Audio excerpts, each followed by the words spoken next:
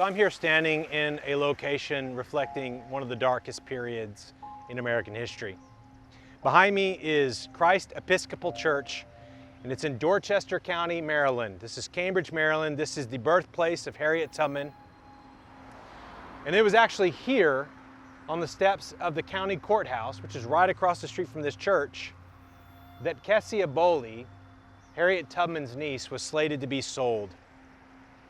Hearing of this sale was what prompted Harriet Tubman to return to Maryland for her first rescue. Now, what's so incredible about this location is that Harriet Tubman was coming back into Maryland to rescue her niece from being sold to another slaveholder, being separated from her husband and children.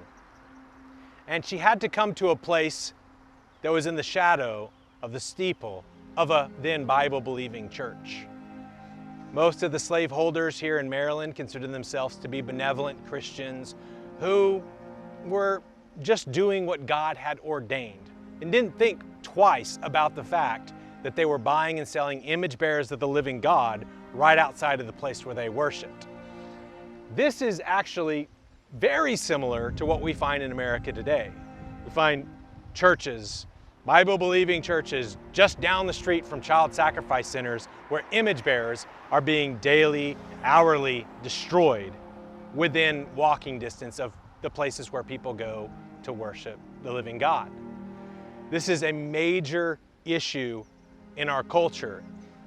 Slavery was the evil of the age, but what was so dastardly about the whole situation was the hypocrisy of the church. The fact that this wickedness was going on in the midst of so many professing believers who, even if they were not participating in themselves, would turn a blind eye to it. Like you would imagine people going in and out of this place of worship knowing that slaves were being bought and sold right across the street.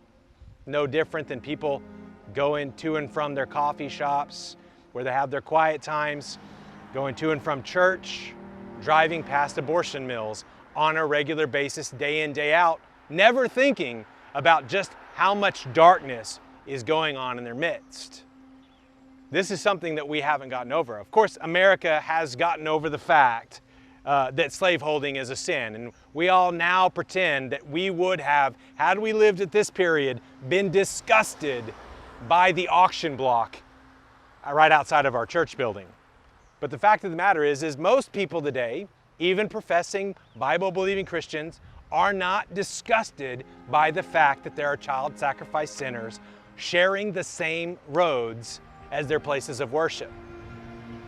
This is why abolitionists are calling the church to repent. It's not repent of having the wrong opinion about slavery or the wrong opinion about abortion, but it's repent of the tolerance. It's repent of the sheer ability to take the other side of the road, like the parable of the Good Samaritan.